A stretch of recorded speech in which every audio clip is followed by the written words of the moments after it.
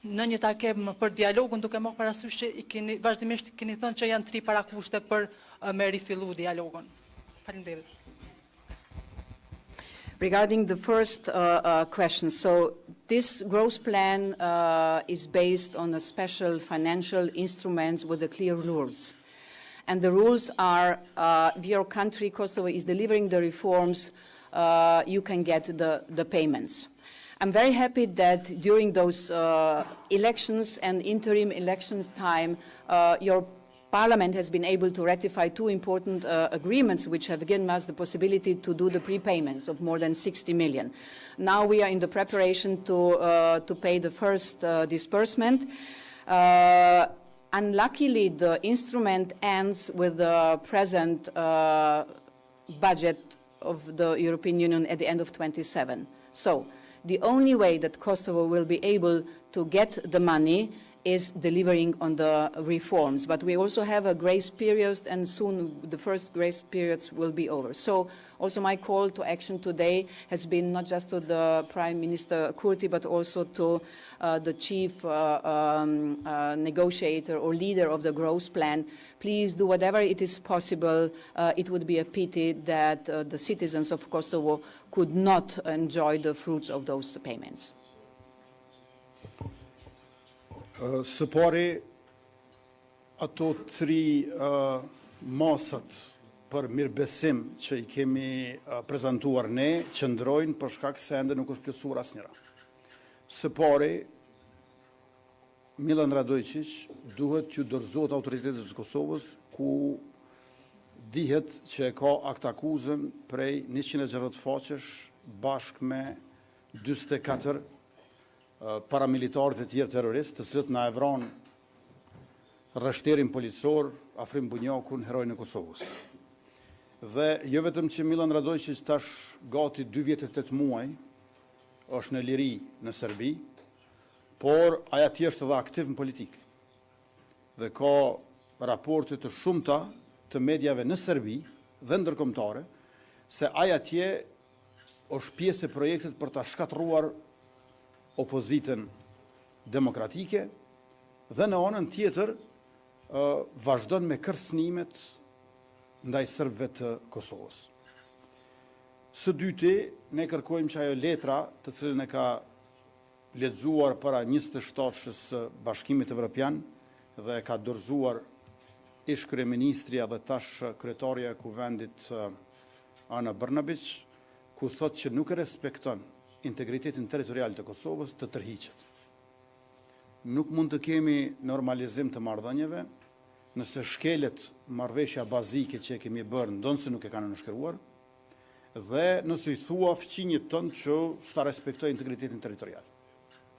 Dhe e treta, mos harroni që Qeveria e Republikës Kosovës ka qenë aktive, kreative dhe konstruktive në dialogun e Brukselit, me çfarë ne vazhdimisht kemi shkuar me propozime. Nëse e mbani mend, prej vitit 2021, unë në Bruksel shkoj me propozime. Dhe në fund e arritëm një marrëveshje në shkurtin dhe marsin e vitit 2023, së pari në Bruksel e pastaj edhe aneksin e zbatimit në Ohër, dhe unë vazhdoj të insistoj që ajo du të nënshkruhet. Sepse nënshkrimi I marrëveshjes nga liderët paraqet edhe kredibilitet të besueshmërisë së procesit, por edhe besueshmëri midis palëve. Prandaj këto 3 masa të mirëbesimit për të vazhduar dialogu, ndërkohë që ne kemi edhe marrëveshje, qëndrojnë edhe më tutje. Dhe kemi një asimetri të theksuar, do thosha, në njërin anë e keni Republikën e Kosovës, e cila me buxhetin për vitin 2026 ju kanë ndarë komunave me shumicë serbe, shuma të konsiderueshme, të cilat janë më të larta se sa mesatarja e komunave të përgjithshme në Kosovë, dhe kjo vjen nga arkitektura e kushtetueshmërisë sonë që është bërë nga ish presidenti finlandez Marti Ahtisaari si emisar special I Kombeve të Bashkuara, dhe buxheti shtetëror vjetor për komuna për kokë banori mesatarisht në Kosovë është 556 euro. ndërka që për komunat me shumicë serbe është 1.149 euro, pra 2 fish. Vetëm shikojeni kontrastin me sjelljen e Serbisë ndaj Preshevës, Medvegjës dhe Bujanovcit, ku bën pasivizimin e adresave dhe nuk na lejon neve t'ju japim mjete për tekste shkollore, bursa studentëve e mbështetje fermerëve.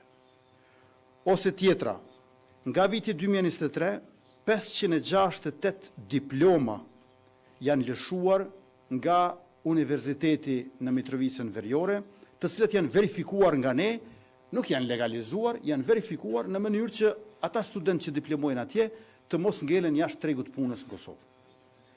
Gjithsej, nga viti 2016 deri në vitin 2021 kanë qenë 1752 verifikimet të tilla.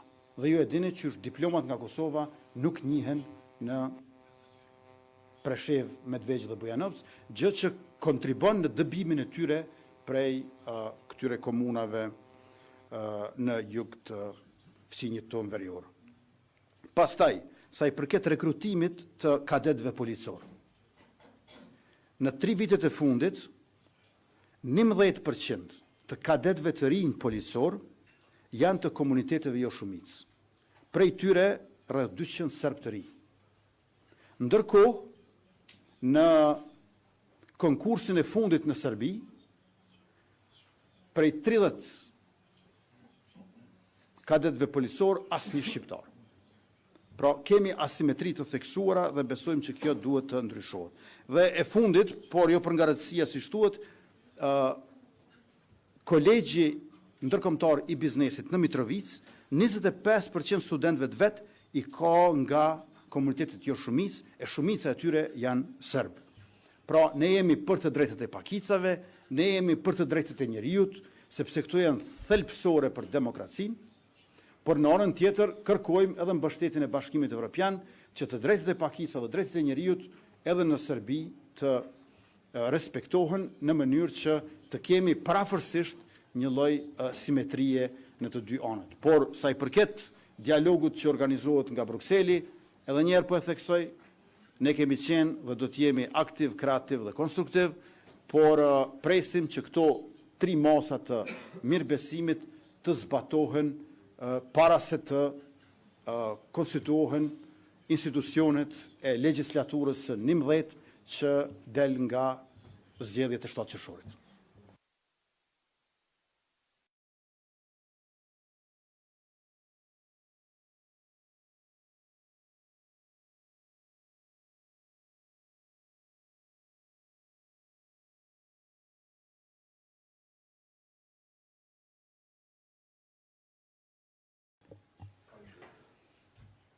Në Republikën e Kosovës nuk mund të ketë asnjë individ dhe asnjë grup që sfidon suksesshëm shtetin. E shteti është tërësia e ligjeve. Ligji i drejtë i Republikës na bën bashkë si shoqëri, sepse na barazon para tij, e jo si dikur që na ndonte në të pambrojtur e të paprekshëm. Në lokalin në Skënderaj, në të cilën është rrohur e përgjakur zëvendës ministri në Ministrinë e Financave Hysni Mehani, njëkohësisht edhe kryetari i qendrës së vetëvendosjes atje, njëkohësisht edhe kandidat për deputet për legjislaturën e 11, ka kamera dhe ka shumë dëshmitar. Me çmora vesh 2 veta janë arrestuar. Për përshtypjen time, reagimi edhe i policisë dhe i prokurorisë ka qenë i vënuar. Unë nuk e di se çfarë ka ndodhur më pastaj në orët e pas mesnatës, por e di që reagimi është dashur të jetë shumë më i shpejtë. Ju e dini që aktivistët e vetëvendosjes për statusen Facebook janë dënuar ka 1 vit e gjysmë burg. Ta shohim tash prokuroria për ata që marrin gotë edhe për gjakin zëvendës ministra, çfarë dëshkimi do të kërkoj dhe çfarë dënimi do jap gjyqësori.